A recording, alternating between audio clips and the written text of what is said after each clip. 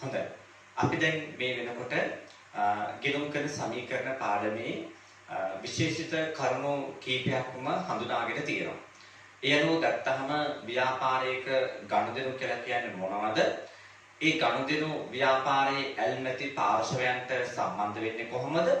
ඒ වගේම ඒ ගනුදෙනු වත්කම්, වගකීම්, හිමිකම්, ආදායම්, වියදම් කියන ගෙනුම් කරන මූලිකාංග වලට අනුව වර්ගීකරණය වෙන්නේ කොහොමද කියන එක පිළිබඳව ඔබ සාකච්ඡා කිරීම කරලා තියෙනවා. ඒ අනුව දැන් මෙතනදී අපි අද සාකච්ඡා කරන්න යන්නේ ගනුදෙනු හා සිදුවීම් වල ditthව බලපෑම පිළිබඳව අභ්‍යාස කීපයක්. ඒ අනුව මෙතනදී අපි තවදුරටත් ඉගෙන ගන්නවා අද පාඩමේදී ව්‍යාපාරයක ගනුදෙනු නිසා වත්කම්, වගකීම්, හිමිකම්, ආදායම්, වියදම් වලට ඇති කරන දෙආකාර බලපෑම කොහොමද හඳුනාගන්නේ කියලා. ඒ වගේම අපි අද ඊට වඩා වැඩි පියවරකුත් තබන්න උත්සාහ කරනවා. මොකක්ද මේ පියවර? ඒ තමයි මේ පාඩමේදී අපි ගනුදෙනු නිසා ගෙනුම් කරන සමීකරණයට ඇතිවන බලපෑම පෙන්눔 කරන්න බලාපොරොත්තු වෙනවා. ඔබ දන්නවා විභාගයේදී ඔබට ලැබෙන අභ්‍යාසය අපි හඳුන්වන්නේ ගිණුම් කරන සමීකරණ කියලා. එතකොට මේ ගිණුම් කරන සමීකරණයක් තුළ ගනුදෙනු වල ditthව බලපෑම සටහන් කරන්නේ කොහොමද කියලා ඔබ අද මේ මොහොතේ මේ පාඩමේ සිට අධ්‍යයනය කිරීම සිදු කරනවා. ඒ කොටස ඔබ ඉතා හොඳින් අවබෝධ කරගත්තොත් ඔබට විභාගයේදී සමීකරණ ප්‍රශ්නයට අදාළව තියෙන සියලුම ලකුණු ගැනීම පිළිබඳව කිසි ගැටලුවක් ඇති වෙන්නේ නැහැ. හොඳයි. එහෙමනම් අපි උදාහරණ කීපයක් අරගෙන ගනුදෙනු ditthව බලපෑම තවදුරටත් තේරුම් ගැනීම සිදු කරමු. ඒ වගේම ඒවා ගෙනුම් කරන සමීකරණයේ සටහන් ආකාරය අපි හඳුනා ගමු. right. එහෙනම් මෙතනදී මම පළමුවෙනි ගනුදෙනු වලස ගන්නේ අයිතිකරු ප්‍රාග්ධනයේ ලෙසට ලක්ෂ 2ක මුදලක් යෙදීම කියන ගනුදෙනුව. ඔබට මේ අභ්‍යාසයට අදාළව ඒ PDF එක ලබා ගැනීමේ පහසුකම් සලසලා තියෙනවා. ඒ PDF එක අතේ තියාගෙන තමයි ඔබ මේ පාඩමට සම්බන්ධ වී යුත්තේ. right. එහෙමනම් අයිතිකරුව ලක්ෂ 2ක මුදලක් ප්‍රාග්ධනයේ ලෙසට ගේනවා. දැන් ඔබ කවුද මේ මොහොතේ? ඔබ කවුද කියන එක මම ඔයාලට දැන් කියලා තියෙනවා. ආ කවුද? accountant. ඔයා කවුද? accountant. ව්‍යාපාරයේ ගණකාධිකාරීවරයා. එතකොට ඔබගේ කාර්යය මොකක්ද? ඔව් ඇල්මැති පාර්ශවයන් ව්‍යාපාරයේ එක්ක කරන ගනුදෙනු ව්‍යාපාරයේ දෘෂ්ටි කෝණයෙන් සටහන් කිරීම. ඒ කියන්නේ ව්‍යාපාරයේ පැත්තෙන් ගනුදෙනු සටහන් කරන එක තමයි ඔබගේ කාර්යභාරය.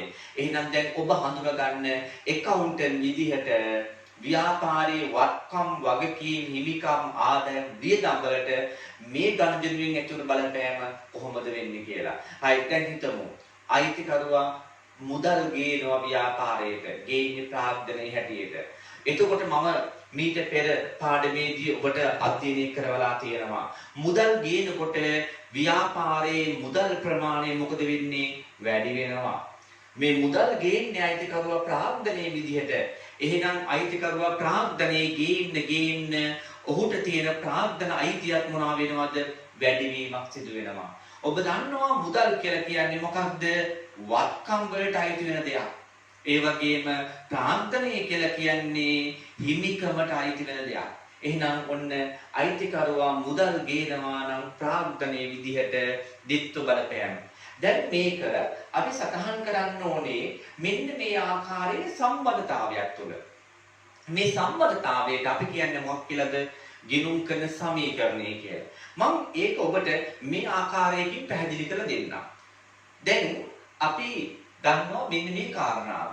ඒ තමයි යම්කිසි ව්‍යාපාරයක් පවත්වාගෙන යෑමේදී ඒ ව්‍යාපාරයට වත්කම් අවශ්‍ය වෙනවා. සම්පත් එහෙම නැත්නම් වත්කම් අවශ්‍ය වෙනවා. ඔබ දන්නවා ඊගම් ගොඩනැගිලි යන්ත්‍ර ලීබඩු වාහන භාණ්ඩ තොග මුදල් මේවා අවශ්‍ය වෙනවා. එතකොට මේ වත්කම් ලබා ගැනීම සඳහා ව්‍යාපාරයට මුදල් යොදවන්නේ කවුද? මුදල් යොදවන්නේ කවුද? ඒ ව්‍යාපාරයේ අයිතිකරුවෝ ඒ වගේම බාහිර ණයකරුවෝ. අයිතිකරුවෝ සහ බාහිර ණයකරුවෝ. අපි හිතමු මේ අපි කතා කරන ව්‍යාපාරයට ලක්ෂ 10ක වත්කම් අවශ්‍යයි. ලක්ෂ 10ක වත්කම් අවශ්‍යයි. එතකොට අයිතිකරුවා ලක්ෂ 8ක මුදලක් යොදවලා තියෙනවා ඒ වත්කම් ගැනීම සඳහා.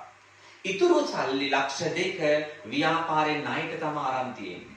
එහෙමනම් දැන් ඔබට පැහැදිලිව පෙන්වුම් කරනවා මේ වත්කම් හැදිලා තියෙන්නේ අයිතිකරුවා දාපු සල්ලි වලින් සහ ණයට ගත්ත සල්ලි වලින්. මේ 8 ධන 2 සමානනවා කීයටද? 10ට. එතකොට මේ අයිතිකරුවා දාන සල්ලි වලට අපි කියන්නේ පොදුවේ ගත්තහම හිමිකම කියලා. මේක අපි පොදුවේ හඳුන්වන්නේ මොකක්ද? හිමිකම කියලා. එතකොට බාහිර පුද්ගලයන්ගෙන් ගත්ත සල්ලි අපි පොදුවේ කියනවා මොකක්ද? වගකීම් කියලා. වගකීම් කියලා. එහෙනම් බලන්න හිමිකම ධන වගකීම් සමානයි මොනවටද? වත්කම් වලට. අපි එතකොට මේ අයිතිකරුවෝ දාපු සල්ලි සහ ණයකරුවෝ දාපු සල්ලි වලට කියනවා ව්‍යාපාරයේ අරමුදල් සම්පාදනය වූ ආකාරය කියලා. මොකක්ද? ව්‍යාපාරයේ අරමුදල් සම්පාදනය වූ ආකාරය. ඒ කියන්නේ ව්‍යාපාරය පවත්වාගෙන යාමට අවශ්‍ය මුදල් සොයාගත් ආකාරය. එතකොට මුදල් සොයාගත්තේ අයිතිකරුවන්ගේ සල්ලි වලින් සහ ණයකරුවන්ගේ සල්ලි වලින්. ඒ සොයාගත්තු සල්ලි යෙදුවේ මොනවලද? වත්කම් වල. අපි වත්කම් වල මුදල් යොදවලා තියෙන එකට කියනවා මේ ව්‍යාපාරයේ මුදල් අරමුදල් ආයෝජනය වෙලා තියෙන ආකාරය කියලා. ඒක අපිට පැහැදිලි වෙනවා මොකක්ද? මේ වත්කම් වලට සමාන වෙනවා හිමිකම් ධන වගකීම්. ඒ කියන්නේ අරමුදල් සම්පාදනයට සමානයි අරමුදල් ආයෝජනය. ඒ අනුව අපි ගිණුම් කරන සමීකරණය හඳුන්වා දෙන්නේ කොහොමද? මේ ව්‍යාපාරය ගිණුම් කරන්නේදී සලකන්නේ ස්වාධීන ඒකකයක් කියලා. ඒක මම ඊට පෙර ඔබට මතක් කිරීම කළා. ගිණුම් කරන්නේදී මේ ව්‍යාපාරය කියන්නේ මොකක්ද? ස්වාධීන ඒකකයක්. එතකොට අයිතිකරුවෝ, කළමනාකරුවෝ, සේවකයෝ, ගනුදෙනුකරුවෝ, භාණ්ඩ සැපයුම්කරුවෝ, බැංකුවගේ මූල්‍ය ආයතන මේ සෑම පාර්ශ්වයකින්ම වෙන් වෙලා තියෙන ස්වාධීන ආයතනයක්. ගිණුම් කරන්නේදී අන්නේ උපකල්පනයේ මත තමයි අපි ගනුදෙනු වල ditth බලපෑම හඳුනාගන්නේ. මේකට කියනවා ගිණුම් කරන ඒකක සංකල්පය කියලා. ඒ ඒකක සංකල්පය කියන්නේ ව්‍යාපාරය වෙනයි අනිකුත් පාර්ශ්වයන් වෙනයි කියලා. ඒ අනුව මේ ව්‍යාපාරය ස්වාධීන ඒකකයක් ලෙස උපකල්පනය කරනකොට ඒ ව්‍යාපාරයේ අරමුදල් සම්පාදනයේ පැත්තකිනුත් ඒ තුලින් බිහි වෙලා තියෙන ආයෝජනය තවත් පැත්තකිනුත් පෙන්නන ගණිතමය සම්බන්ධතාවයට කියන අපි මොකක්ද? ගිණුම් කරන සමීකරණය කියලා. මම නැවතවතාවක් පැහැදිලි කරලා දෙනවා. ව්‍යාපාරය ස්වාධීන ඒකකයක් කියලා අපි උපකල්පනය කරනකොට ඒ ව්‍යාපාරයේ අරමුදල් සම්පාදනයේ එක් පැත්තකිනුත් ඒ තුලින් බිහි වෙලා තියෙන ආයෝජනය තවත් පැත්තකිනුත් නිරූපණය කරන ගණිතමය සම්බන්ධතාවය අපි කියනවා ගිණුම් කරන සමීකරණය කියලා. එතකොට මේ සම්බන්ධතාවය අනුව අපිට පේනවා මේ අරමුදල් ආයෝජනය කියලා කියන්නේ මොනවද? ව්‍යාපාරයේ වත්කම් වලට. එතකොට ඒක 10යි කියලාම ගන්නවා මෙතනදී. ඒක සමාන වෙන්නේ මොකේදද? හිමිකම් ධන වගකීම් වලට. මොනවාටද සමාන වෙන්නේ? හිමිකම් ධන වගකීම් වලට ඒක සමාන වෙනවා. හිමිකම 8යි වගකීම 2යි. එහෙනම් අපට බොහොම පැහැදිලි වත්කම් වලට සමාන වෙලා තියෙනවා ඒ ව්‍යාපාරයේ හිමිකම සහ වගකීම්. ඒ කියන්නේ අරමුදල් සම්පාදනයේ සමානයි අරමුදලින් බිහිවෙච්ච ආයෝජනයට. එතකොට එහෙනම් මෙතනදී මෙන්න මේ ආකාරයේ ගිණුම් කරන සමීකරණ කීපයක් අපිට සාකච්ඡා කිරීමේ හැකියාව තියෙනවා. ඒ කියන්නේ මේ තමයි මූලික ගිණුම් කරන සමීකරණය. මේ සමීකරණය පාදක කරගෙන අපිට තව තවත් සමීකරණ කීපයක් සකස් කරගැනීමේ හැකියාව තියෙනවා. මේ සමීකරණ අපිට විවිධාකාරයෙන් විශ්ලේෂණය කරන්න පුළුවන්.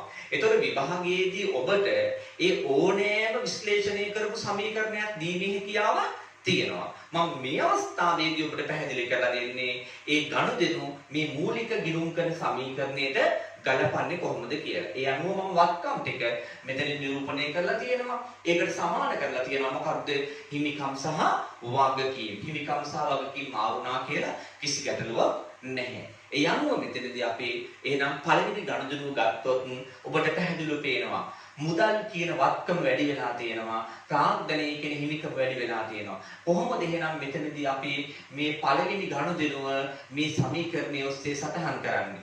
වත්කම් වැඩි වෙලා එහෙනම් මෙතෙන්ට එකතු වෙනවා. කීයද එකතු වෙන්නේ? ලක්ෂ 2ක්. ඒ එකතු වෙන වත්කම ඔබට කැමති නම් මුදල් කියලා මෙතන ලියන්න පුළුවන්. අවබෝධ කර ගැනීම පිණිස. ඊළඟට මොකද වුනේ? ප්‍රාග්ධනයේ කියන හිමිකම වැඩි වුණා. හිමිකම වැඩි වුණා නම් ඔන්න ඔබට හිමිකම තීරුවේ ධන ලක්ෂ 2යි කියලා දාන්න පුළුවන්. ඒ මොකක්ද ප්‍රාග්ධනයේ කියන හිමිකම කියලා ඔබ මතක තබා ගත යුතුයි. එහෙනම් ඔන්න මේ ගනුදෙනුව ගිණුම් කරන සමීකරණයේ සටහන් වන ආකාරය. මුදල් කියන වත්කම වැඩි වෙනවා, ප්‍රාග්ධනයේ කියන හිමිකම වැඩි වීමක් සිදු වෙනවා. හොඳයි. අපි ඔබට ලබා දීලා තියෙන නිබන්ධනයේ ඊළඟ ගනුදෙනුවල ඉස්සර දක්වලා තියෙන බැංකුවෙන් රුපියල් 40000ක ණය මුදලක් ලැබීම. දැන් හිතන්න. ඔබේ කවුන්ටර් ඒ විදිහට හිතන්න. බැංකුවෙන් මුදලක් ලැබෙනවා ණයක් විදිහට. මුදලක් ලැබෙනවා කියලා කියන්නේ ව්‍යාපාරයේ මුදල් ප්‍රමාණය මොනවා වෙනවද? වැඩි වෙනවා. එතකොට මුදල් ගන්නේ ණයට.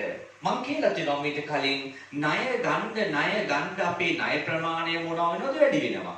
ඒතකොට බැංකුවෙන් නම් ණය ලබා ගන්නේ වැඩි වෙන ණය මොන ණයද? බැංකු ණය. එහෙනම් මොන්න බැංකුවෙන් ණය මුදලක් ගත්තාම දිත්ත බලපෑම මොකක්ද? අපේ මුදල් කියන දේ වැඩි වෙනවා. ඒ වගේම බැංකු ණයත් වැඩි වෙනවා. මුදල් කියලා කියන්නේ අපේ වත්කම්. බැංකු ණය කියලා කියන්නේ අපේ වගකීම්. දැන් අපි මේ සමීකරණයේ සටහන් කරන ආකාරය ඉගෙන ගමු.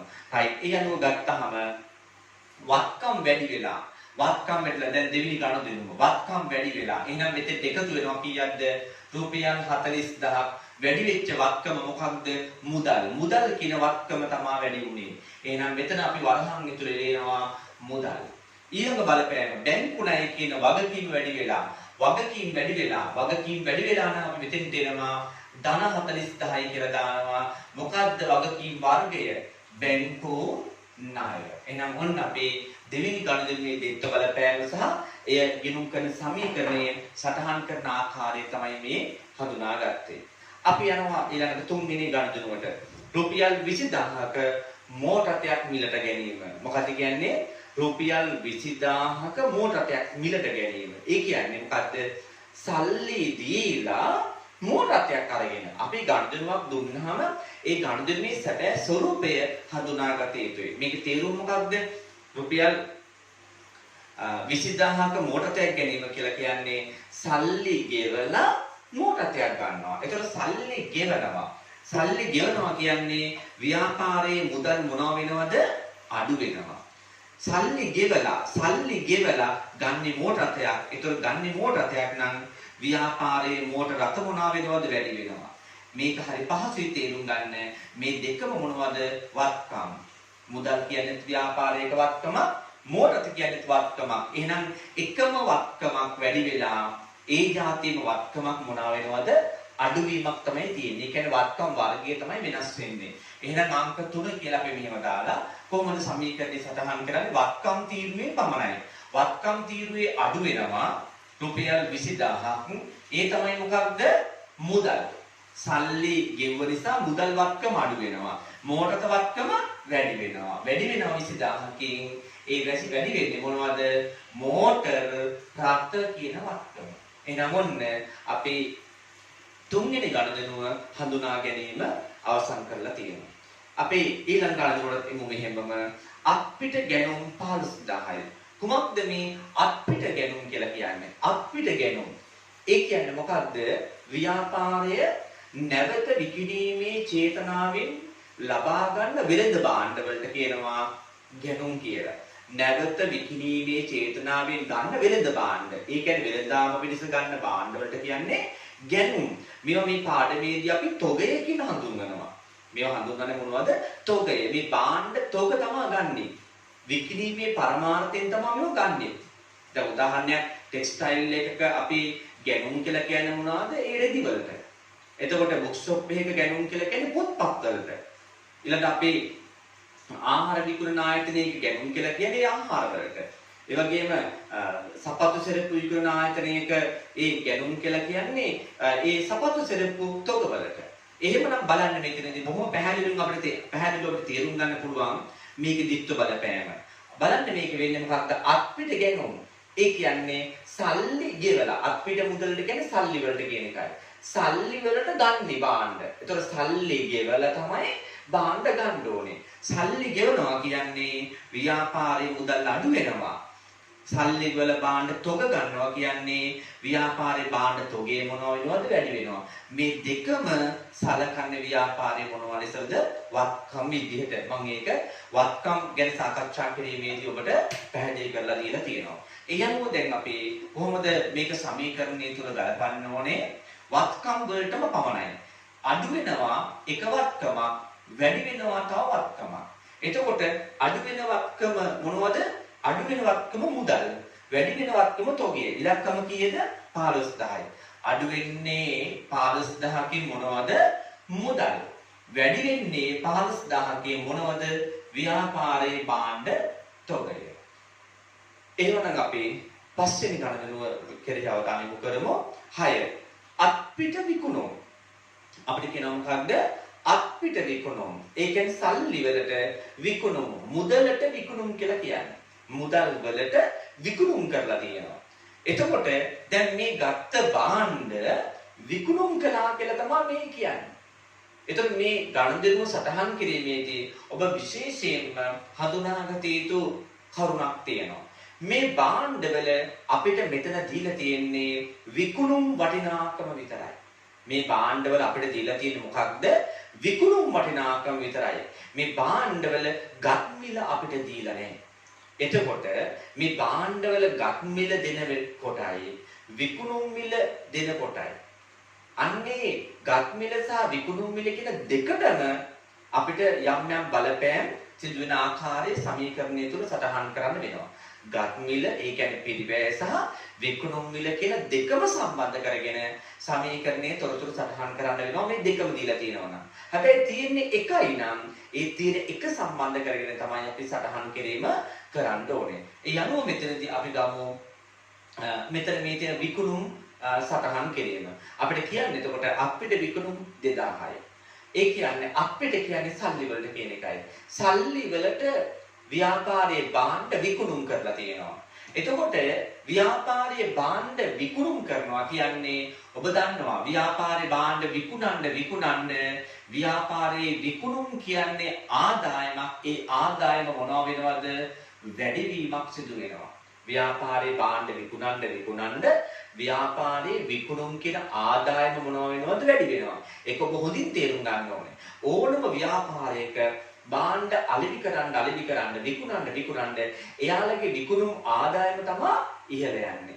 එතනදී ඒ භාණ්ඩ අලෙවි කරන්නේ සල්ලි වලට නම් මුදලට නම් ව්‍යාපාරයේට ඒ විකුණන සෑම අවස්ථාවකදීම මුදල් ලැබෙනවද නැද්ද?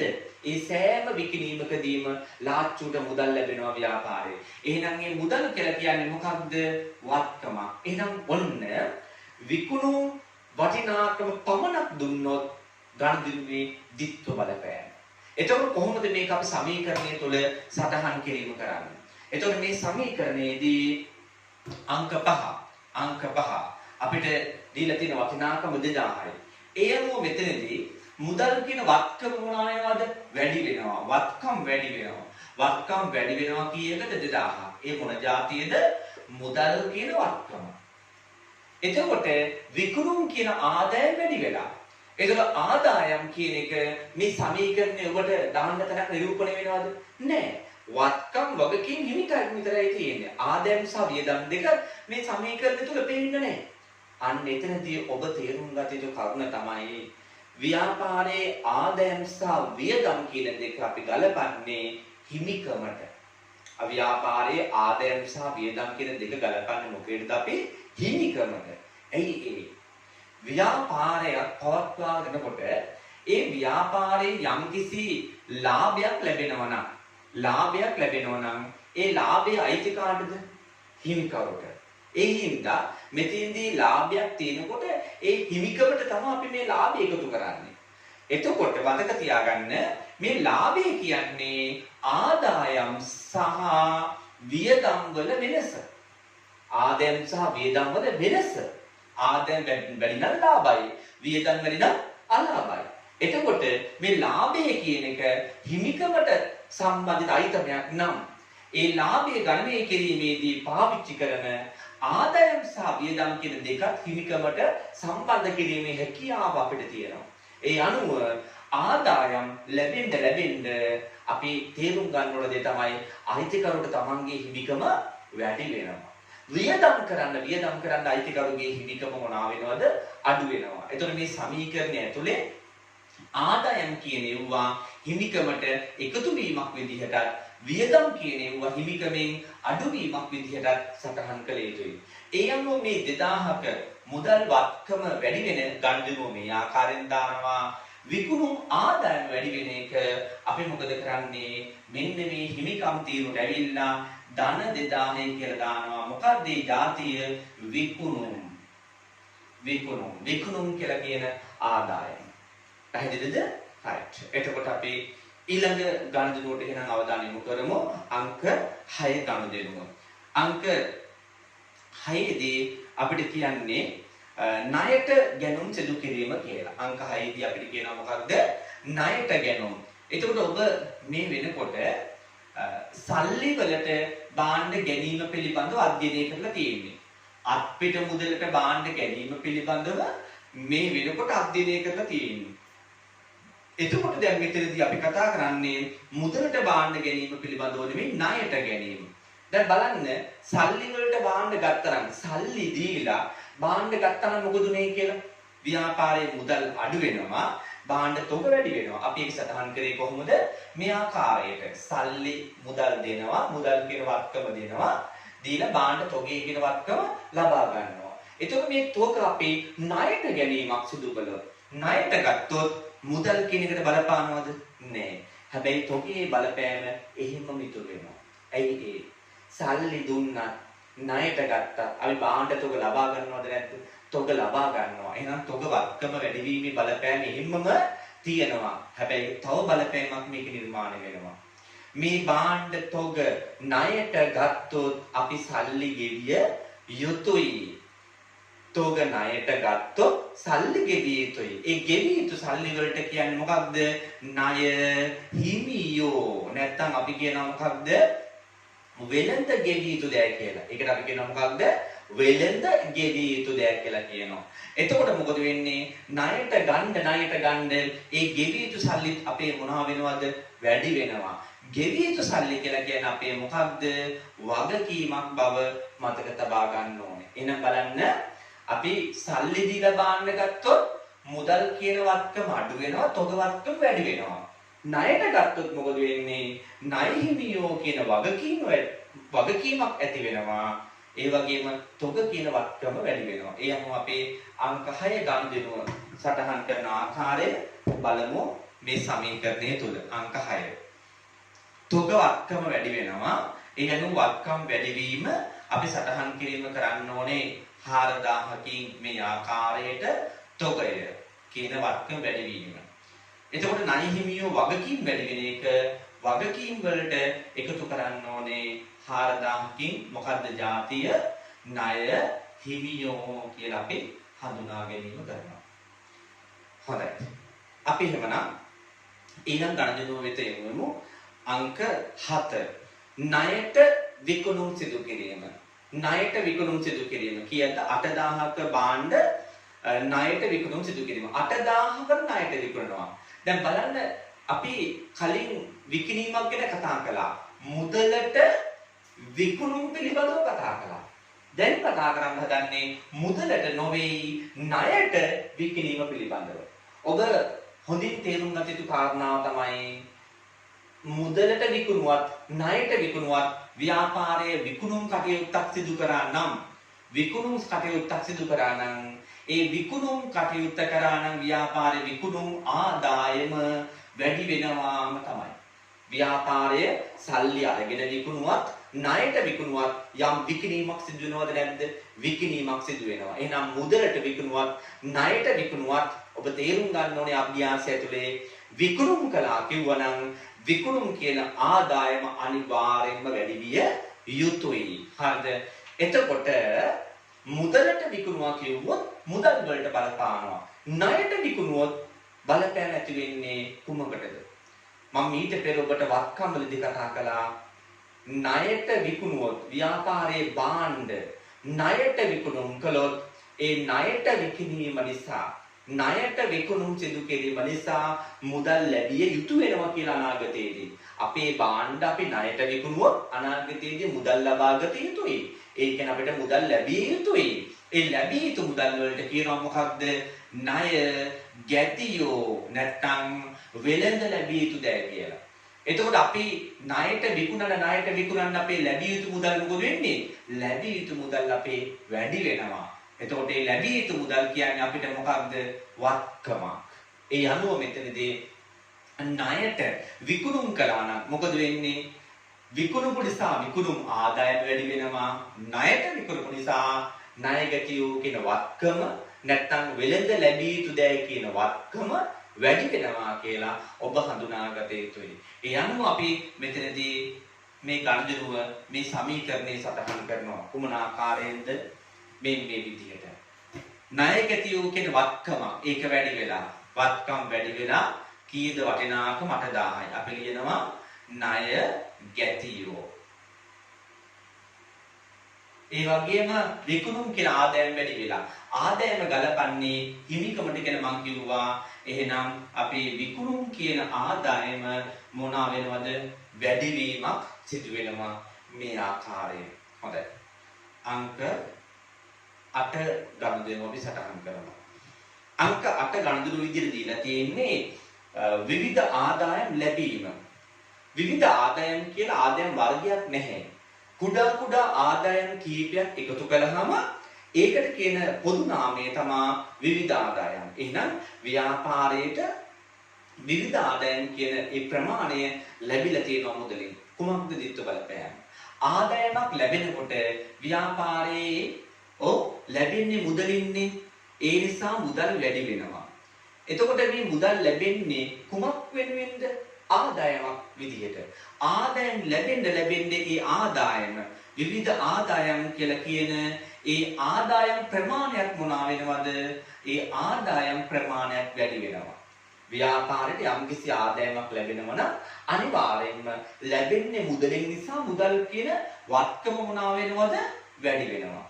ඒ වගේම ඒ මුදල් ලැබෙන්නේ කිසියම් ආදායමක් වෙනුවෙන් නම් ආදායමක් විදිහට නම් අදාළ ආදායම් වර්ගයට මොනවා වෙනවද?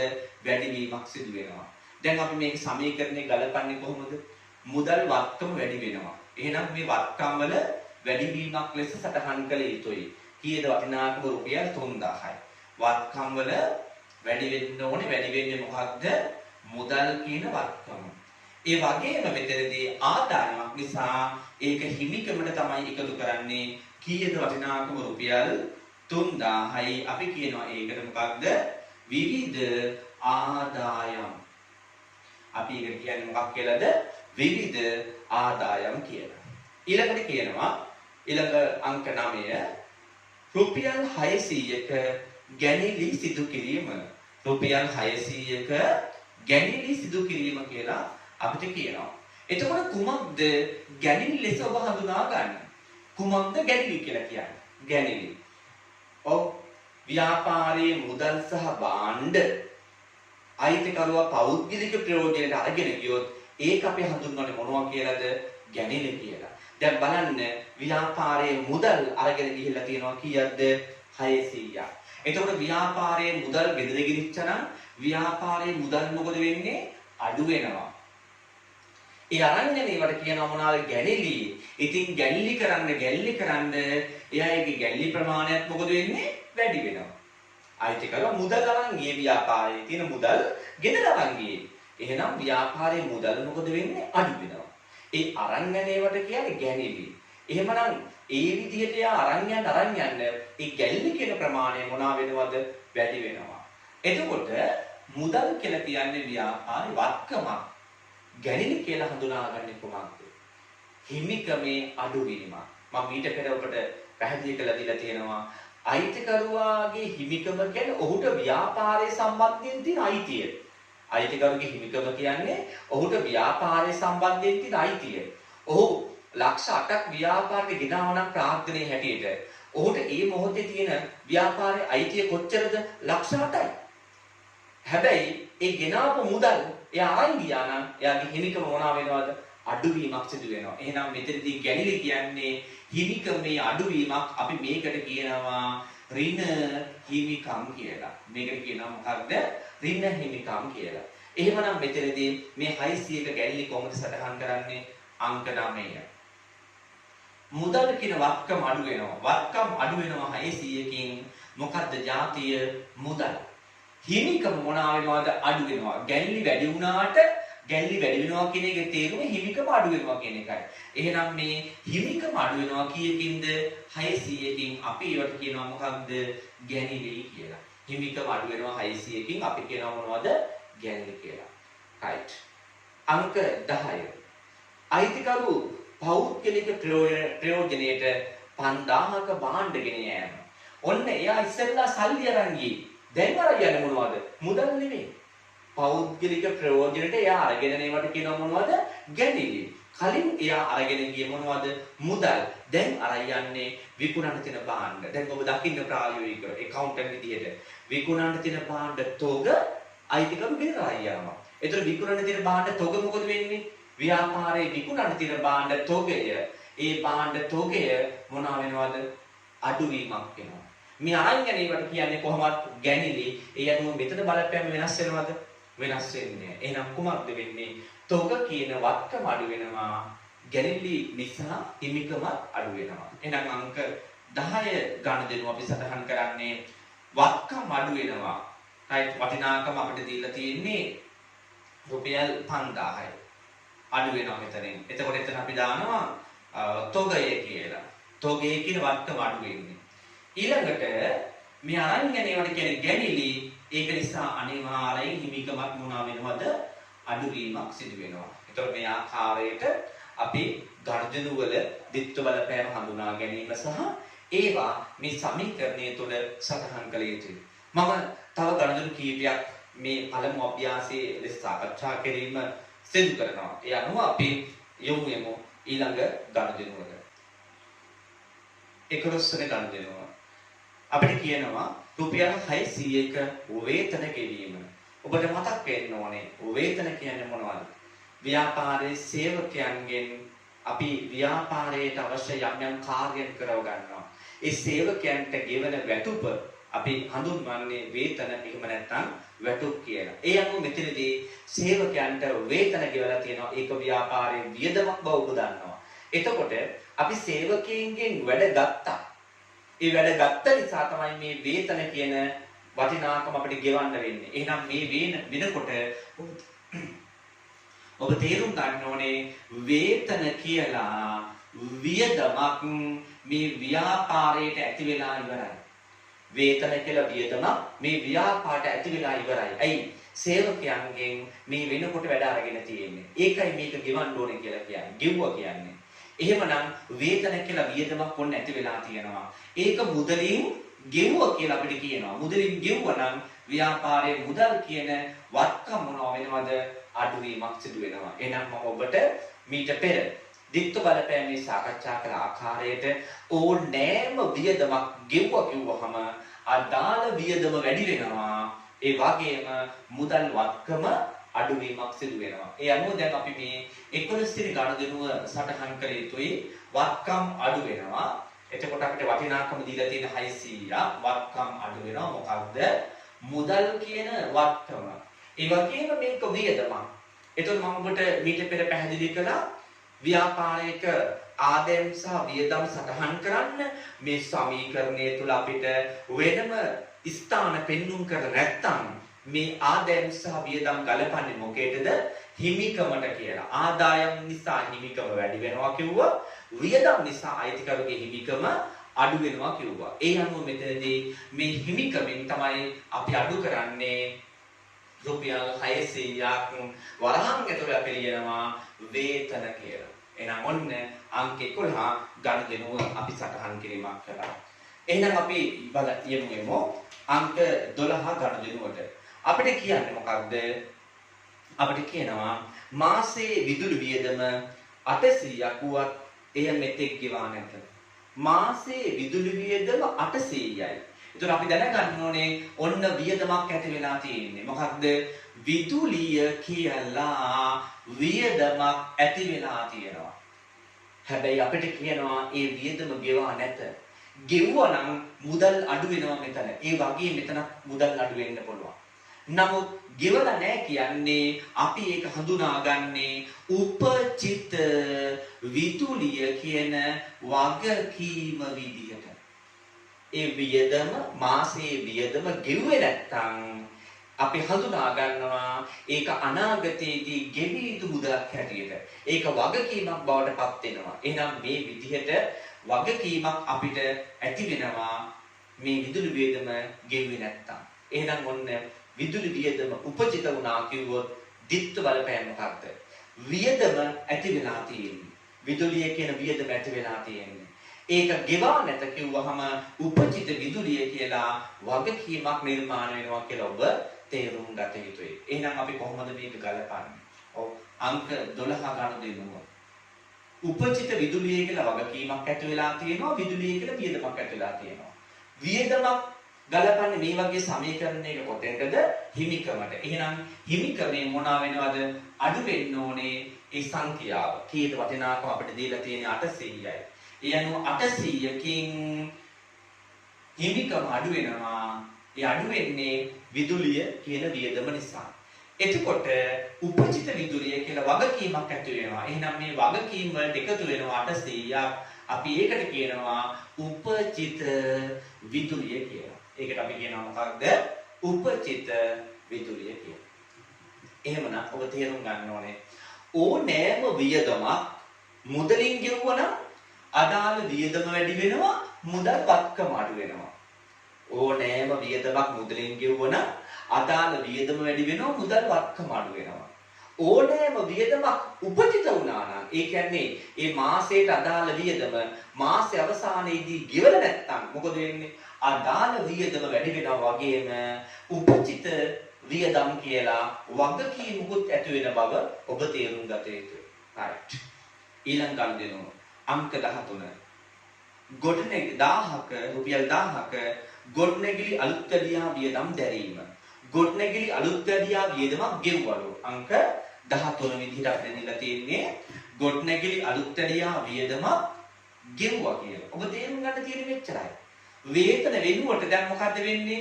ගොඩනැගිලි අලුත්වැඩියා කියලා වියදමක් ඇති වෙලා ඉච්චරයි. මේ අලුත්වැඩියා වියදම අපි ගොඩනැගිලි අලුත්වැඩියා කරලා තියෙනවා. එහෙනම් අපිට වියදම ඇති වෙලා තියෙන්නේ. ඒ අනුව මොකද කරලා තියෙන්නේ අපි? ඒ වෙනුවෙන් අපිට සල්ලි ගෙවන්න වෙලා තියෙනවා. ඒ අනුව මුදල් කියන වත්කම මොනවා වෙනවද? අඩුවීමක් වෙලා තියෙනවා. එහෙනම් මොකද්ද වෙන්නේ? ඔව් ගොඩනැගිලි අලුත්වැඩියා කියලා වියදමක් ඇති වෙනවා. එහෙනම් මේක දාන්නේ කොහොමද? අලුත්වැඩියාව වියදමක් හින්දා හිමිකමෙන් මොනවා වෙනවද? අඩු වෙනවා. වටිනාකම කීයද? රුපියල් 1000යි. ඒ අනුව 1000ක ප්‍රමාණයක් හිමිකමෙන් අඩු වෙනවා. අපි ලියනවා ගොඩනැගිලි අලුත්වැඩියා. ඒ වගේ මේක දැන් මුදලින් ගෙවලා තියෙන්නේ.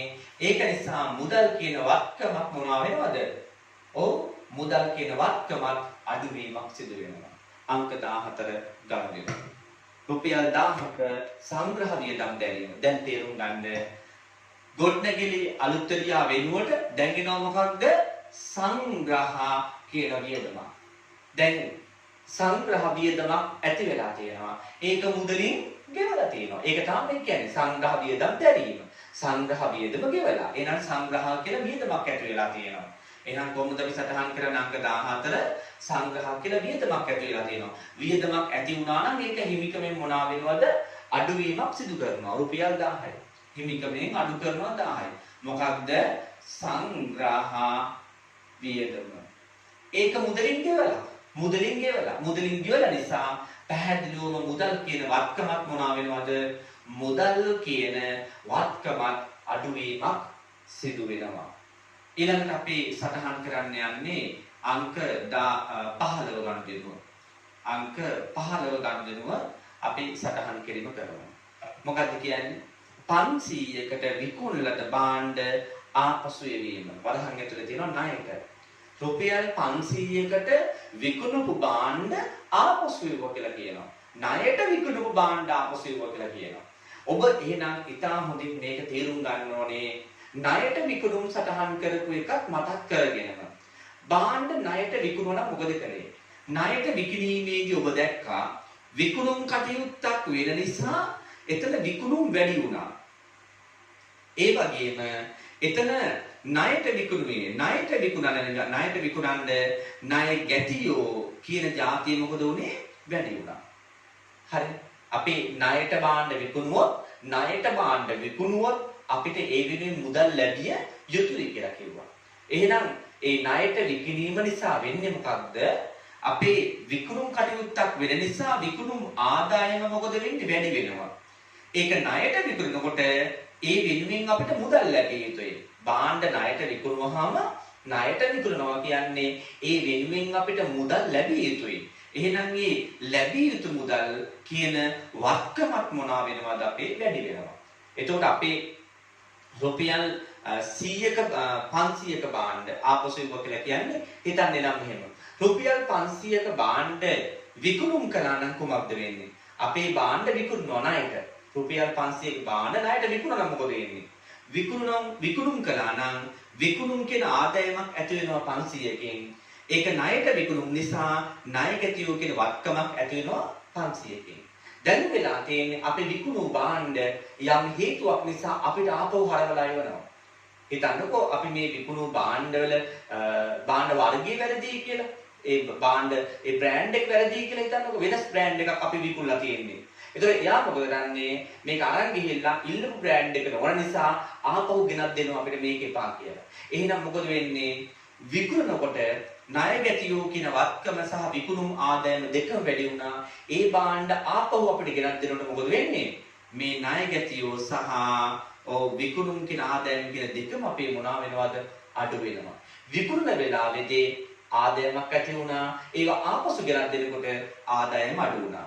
විකුණුම් කරන වෙලාවේදී ණයට විකුණපු නිසා ලැබිය යුතු මුදලක් නිර්මාණය වුණා. භාණ්ඩ ආපහු ගෙනත් දුන්නේ හින්දා ඒවා තවදුරටත් ලැබිය යුතු මුදල් බවට පත් වෙන්නේ නැහැ. එහෙනම් ඔය ආකාරයෙන් අපි ඒක සටහන් කළ යුතුයි. කොහොමද එහෙනම් සටහන් කරන්නේ? වත්කම් වලින් අඩු වෙනවා. කීයද වටිනාකම? 500ක්. මොකක්ද අඩු වෙන වත්කම? ණය ගැතියෝ. අඩු වෙන වත්කම තමයි මොකක්ද? ණය ගැතියෝ. එතකොට ආදායම අපේ මොනවා වෙනවද? අඩු වෙනවා. විකුණුම් ආදායම තමයි අඩු වෙන්නේ.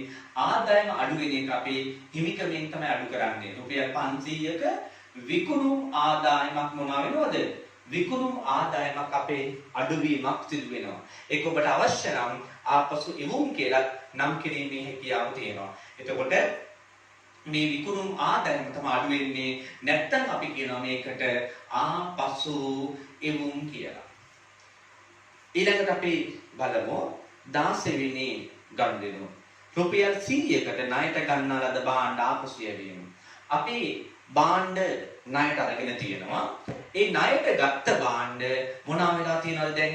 ආපහු යවලා තියෙනවා. ඔබ මතක් කරන්ද අපි භාණ්ඩ ණයට ගත්තාම සටහන් කළේ කොහොමද කියලා? භාණ්ඩ තොග ලබා ගත්ත ණයට. භාණ්ඩ තොග ලබා ගත්ත කොහොමද? ණයට. එතකොට තොග ලබා ගත්තනම් අපේ තොගේ මොකද වෙන්නේ? වැඩි වුණා. ණයට ගත්තාම අපි ඒ වෙනුවෙන් සල්ලි ගෙවී යුතු නිසා ණය හිමියෝ කියන එකක් මොකක්ද? වැඩි වෙනවා කියලා තේරුම් ගත්තා. තොගේ කියන්නේ වත්කම්, ණය හිමියෝ කියන වගකීම් කියලා අපි දන්නවා. ඊට පෙර අපි මේ ගණනුව අධ්‍යයනය කරලා තියෙනවා. තොග කියන වත්කම වැඩි වුණා. භාණ්ඩ තොග ගත්ත නිසා. ණයට ගත්ත නිසා ගෙවී යුතු සල්ලි කියලා වගකීමක් ඇති වුණා. ඒ ගෙවී යුතු සල්ලි වලට කියන්නේ ණය හිමියෝ. පැහැදිලිද? මේකට අපි තවත් නමක් දෙනවා කිව්වා වෙළඳ ගෙවිය යුතු දෑ කියලා කිව්වා. වෙළඳ ගෙවිය යුතු දෑ. වෙළඳාම් කටයුතු වලදී ගෙවන්න තියෙන සල්ලි. පැහැදිලි? එතකොට දැන් මොකද වෙන්නේ? දැන් ණයට භාණ්ඩ ගත්තනේ. ණයට භාණ්ඩ ගන්නකොට මේ දෙකම වැඩි වුණා. දැන් ගත්ත භාණ්ඩ යම් හේතුවක් නිසා වුණ අපි ආපහු යවනවා. හිතන්න අපි දැන් මේ ණයට ගත්ත භාණ්ඩ ඔන්න එක්ස්පයර් වෙලා තියෙන්නේ. අපි මොකද කරන්නේ? මේ එක්ස්පයර් වූ භාණ්ඩ අපිට වැඩක් නැහැ. අපි ඒව මොනා කරනවද? ආපහු හරවලා යවනවා, ප්‍රතික්ෂේප කරලා ආපහු හරවලා යවනවා. මොකද වෙන්නේ? තොග ගන්නකොට තොග වැඩි වුණා. ඒවා ආපහු යවනකොට අපි ඒ තොග මොනා වෙනවද? අඩු වෙනවා. හරිද? ඒ වගේම තොග ණයට දෙගත්තේ ණයට ගන්නකොට ගෙවි යුතු සල්ලි කියලා වගකීමක් ඇති වුණා. ඒ ගත්ත තොග ආපහු යවනකොට අපි තව දුරටත් සල්ලි ගෙවි යුතු වෙන්නේ නෑ. ඒ අපේ වගකීමක් මොනවා වෙනවද? අඩු වෙනවා. එහෙනම් මොකද වෙන්නේ? තොග වත්කම සහ ඒ ගෙවි යුතු මුදල් කියන වගකීම දෙකම අඩු වෙනවා භාණ්ඩ ආපසු යැවීමේදී. ඒතකොට කොහොමද අපි මේක සමීකරණේ සටහන් කරන්නේ? වත්කම් අඩුවීමක් සහ වගකීම් අඩුවීමක්. වත්කම් අඩු වෙනවා 100යි. මොනවද අඩු වෙන වත්කම? තොගය කියන වත්කමටම අඩු වෙන්නේ. ඊළඟ වගකීම් අඩු වෙනවා 100යි. මොකක්ද මේ වගකීම? ණය හිමියෝ කියන වගකීම තමයි ඒ අඩුවීමක් සිදු වෙන්නේ. ඊළඟ ගණන් අංක 17. රුපියල් 1000ක් ණය ගැතියන්ගෙන් මුදල් ලැබීම. ඔබ දන්නවා මේ වෙනකොට කවුද ණය ගැතියෝ කියන්නේ කියලා. කවුද ණය ගැතියෝ කියලා කියන්නේ? කවුද ණය ගැතියෝ කියන්නේ? ඔව්. අපි අපේ භාණ්ඩ ණයට විකුණුම් කළොත් අපිට ඒ වෙනුවෙන් අනාගතයේදී මුදල් ලැබිය යුතුයි. ඒ ලැබිය යුතු මුදල් වලට අපි කියන්නේ මොකක් කියලාද? ණය ගැතියෝ. හිතන්න අපි රුපියල් 5000ක භාණ්ඩ ණයට විකුණුවේ කියලා. රුපියල් 5000ක භාණ්ඩ ණයට විකුණුවේ. ඕනනම් උට බලන්න පුළුවන් මීට පෙර අපි ණයට විකුණුම් ගණදෙනුව තියෙන්නේ අපි අංක ගණදෙනුව අංකයේ තියෙනවා බලන්න 7. හරිද?